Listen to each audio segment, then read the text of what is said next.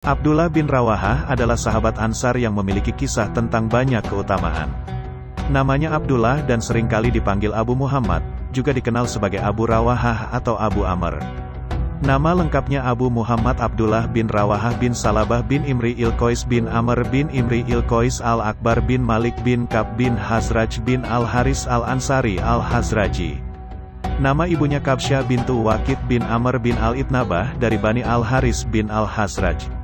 Ia memiliki saudara tiri bernama Amrah bintu Rawahah, ibu dari An-Nu'man bin Bashir. Dengan ini, Abdullah bin Rawahah adalah paman dari pihak ibu An-Nu'man bin Bashir. Selain itu juga, dia adalah seorang pendamping yang menghadiri banyak acara penting dalam Islam. Salah satu peran penting Abdullah adalah partisipasinya dalam ikrar kesetiaan pertama di Aqobah, karena ia adalah salah satu dari 12 orang yang menyatakan Islam dalam janji mereka. Dia juga berpartisipasi dalam acara ikrar kesetiaan lainnya. Selain itu juga, peran pentingnya sebagai pelopor Islam. Dia memang salah satu cikal bakal Islam, Asabiqunal Awalu, termasuk mitra yang bisa membaca dan menulis puisi. Diketahui bahwa Abdullah bin Rawahah adalah salah seorang juru tulis Nabi dan bahwa dia memiliki puisi-puisi yang berisi pembelaan Nabi dan Islam. Dia, Hasan bin Sabit dan Ka'b bin Malik dikenal sebagai pujangga Nabi saat itu.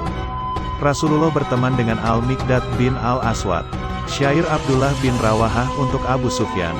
Abdullah bin Rawahah adalah salah satu dari 12 wakil kaum Ansar yang menjanjikan kesetiaan pada hijrah dan kemudian menyebarkan Islam di Madinah.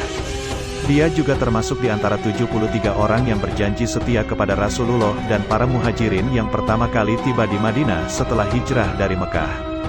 Semasa hidupnya, setelah ia memeluk Islam bersama kaumnya sebelum Bayat Aqobah, ia dikenal sebagai salah satu penyair Nabi, yang memiliki kemampuan khusus dalam menggunakan kata-kata indah dan menjadi salah satu ahli kitab Nabi. Ia dikenal sebagai penyair perang yang dengan tegas mematahkan klaim musuh-musuh Islam.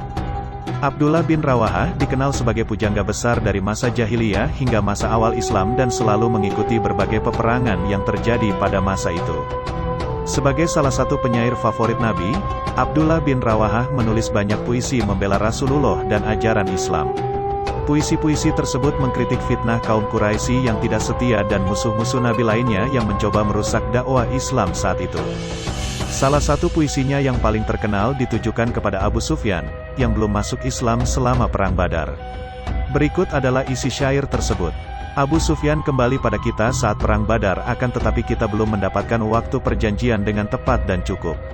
Maka bersumpahlah walau kesempurnaan mendatangi kita bagi bapak kita yang dibenci dan aku kehilangan nyanyian rakyat. Kami meninggalkan anggota badan Utbah dan anaknya Amran, kami meninggalkan Abu Jahal sebagai tawanan.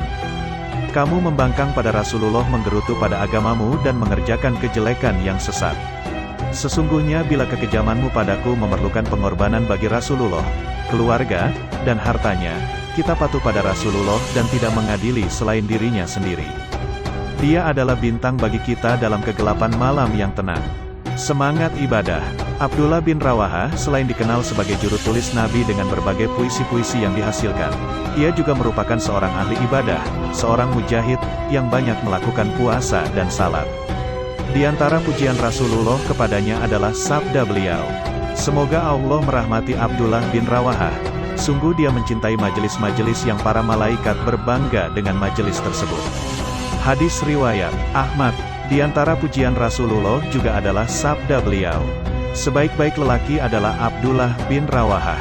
Kisah Abdullah bin Rawahah juga mendapat pujian dari Abu Darda. Isi pujiannya berikut ini.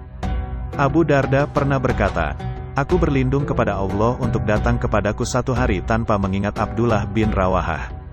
Dahulu apabila beliau bertemu denganku dari depan, beliau menepuk dadaku, di hari besok beliau bertemu denganku dari belakang sambil menepuk antara pundakku.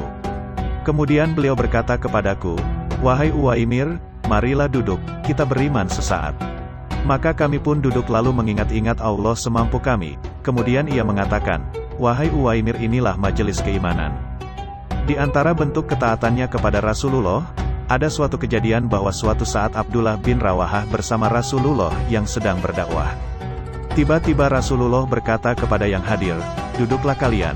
Maka Abdullah bin Rawahah duduk persis di tempat dia berada di luar masjid hingga akhir khutbah. Kemudian Rasul Allah berkata kepadanya, "Semoga Allah menambah semangatmu dalam ketaatan kepada Allah dan dalam ketaatan kepada Rasul-Nya." Abu Darda menyebutkan bahwa dia berkata, "Kami memang bersama Nabi di salah satu perjalanannya, pada hari yang sangat panas." Beberapa riwayat menyebutkan bahwa perjalanan itu dilaksanakan pada bulan Ramadan. Sampai seseorang meletakkan tangan di kepalanya karena sangat panas. Dan tidak ada seorang pun dalam golongan yang berpuasa kecuali Rasulullah dan Abdullah bin Rawahah. Hadis riwayat Al-Bukhari, Muslim dan Abu Darda. Sahabat Abdullah bin Abbas, Usama bin Zaid, Anas bin Malik, Abu Hurairah yang meriwayatkan sebuah hadits darinya. Dan di antara tabi'in yang meriwayatkan darinya, misalnya, Abi Salamah bin Abdirrahman, Ikrimah, dan Atta bin Yasar. Mujahid sejati. Sejak pecahnya perang antara kekuatan Islam dan kekuatan musyrik dalam Perang Badar, ia selalu berpartisipasi di dalamnya. Dimulai dengan keikutsertaannya dalam Perang Badar, di mana setelah kemenangan kaum muslimin, dia menjadi utusan Allah kepada penduduk Madinah untuk memberitahukan kepada mereka tentang kemenangan dalam perang tersebut. Dia berpartisipasi dalam pertempuran Uhud, pertempuran Handak, Perang Khaybar, peristiwa Hujaibiyah dan semua peristiwa perang dengan Rasulullah, selain peristiwa Fatu Makkah. Rasulullah pernah juga mengutus dia dan sekelompok 30 penunggang kuda untuk menyerang Khaybar pada bulan Syawal tahun 6 Hijriah untuk melumpuhkan kepemimpinan Usair bin Razim, seorang Yahudi yang menggantikan Abu Rafi Salam bin Abil Hakim. Ini menunjukkan kepiawaiannya dalam memimpin pertempuran bahwa hanya dengan 30 orang ia mampu membunuh Usair yang berada di bawah perlindungan rakyatnya. Nabi juga mengangkatnya sebagai wakil umat Islam Madinah ketika ia berjihad. Akhir kehidupan yang mulia dalam Perang Mu'tah. Pertempuran Mu'tah adalah pertempuran yang luar biasa. Disitulah letak mukjizat kekuasaan Allah atas semua yang Dia kehendaki. Tentara Muslim saat itu hanya 3.000 orang, sedangkan orang kafir berjumlah 200.000.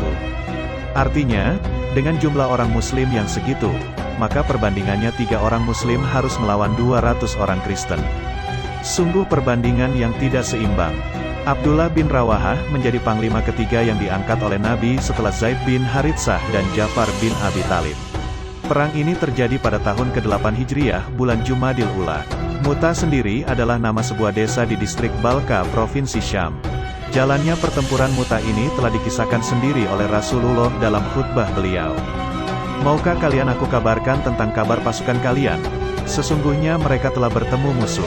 Maka Zaid gugur sebagai syahid, mintalah ampunan untuknya. Kemudian panji perang diambil alih oleh Ja'far, ia bertempur dengan sengit sampai syahid juga. Kemudian panji itu diambil oleh Abdullah bin Rawahah dan ia mengokohkan kedua kakinya dalam pertempuran itu hingga gugur sebagai syahid. Lalu panji perang diambil oleh Khalid, dan beliau bukan yang ditunjuk sebagai pemimpin. Rasulullah mengangkat 2 jari beliau sambil berkata, 'Dia adalah pedang dari pedang-pedangmu maka tolonglah dia, sungguh mereka telah diangkat ke tempatku di surga.'" Sejarawan Muslim menyebutkan bahwa hanya 8 sahabat Mu'tah yang tewas dalam perang tersebut. Secara rinci di kalangan muhajirin, yakni, Ja'far bin Abi Thalib dan Mas'ud bin Al-Aswad bin Haritsah bin Nadlah Al-Adawi, Wah bin Sa'd bin Abisar, mantan budak Nabi Zaid bin Haritsah Al-Kalbe. Ansar Abdullah bin Rawahah, Abad bin Qais Al-Hazaryayan, Al-Harits bin An-Nu'man bin Isaf bin Nadla An-Najjari, Surakah bin Amr bin Atiyah bin Hansa Al-Mazini. Az-Zuhri menambahkan nama 4 sahabat Nabi yang gugur di medan perang Mu'tah, yaitu Abu Kulaib dan Jabir. Kedua orang ini adalah saudara kandung. Juga Amr bin Amir, putra Sa'd bin Al-Harits bin Abad bin Sa'ad bin Amir bin Talabah bin Malik bin Afsa. Dia juga berasal dari Ansari. Dengan ini, jumlah martir meningkat menjadi 12 jiwa. Jumlah orang kafir yang terbunuh sangat banyak. Sekitar 3.350 orang kafir dikatakan telah dibunuh di daerah ini oleh Mu'tah. Tatkala pasukan kaum muslimin berhadapan dengan pasukan Romawi, ia berdiri di hadapan para pasukan dan berkata, "Wahai pasukan kaum muslimin, demi Allah, kita berperang melawan mereka dengan jumlah dan persenjataan yang sangat minim. Kita tidak berperang kecuali untuk menegakkan agama yang Allah telah memuliakan kita dengan berangkatlah kalian. Sebab hal itu termasuk salah satu di antara 2 kebaikan, perang melawan mereka atau gugur sebagai pahlawan syahid." Setelah 2 panglima perang sebelumnya gugur di medan perang, Zaid dan Ja'far, ia menerima panji setelah sebelumnya ragu dan melantunkan syair. Aku telah bersumpah, wahai jiwaku, kamu maju ke medan tempur atau kamu tidak menyukainya. Jika kuhimpun semua prajurit dan mereka semua lari dari medan tempur, maka aku tidak melihatmu tidak menginginkan surga. Sudah lama kamu tidak tenteram dan kamu tidak apa-apa melainkan berasal dari setetes air mani yang hina. Ibnu Rawahah akhirnya tampil sebagai panglima perang dan menyerang pasukan Romawi. Pada akhirnya ia pun gugur di medan perang sebagai pahlawan syahid. Ketika perang berkecamuk, ia selalu melantunkan syair. Hai jiwaku, mana yang kamu pilih, mati syahid atau mati biasa? Telaga kematian telah berada di hadapanmu. Jika kamu lakukan seperti apa yang mereka berdua lakukan, Zaid dan Ja'far, berarti kamu telah memperoleh petunjuk dan yang kamu cita-citakan selama ini akan tercapai. Di antara hadits yang diriwayatkannya, ia berkata, Nabi melarang seseorang mendatangi keluarganya di malam hari, telah gugur sebagai pahlawan syahid tahun 8 Hijriah. Itulah sepenggal kisah sahabat Nabi dari seorang penyair bernama Abdullah bin Rawahah.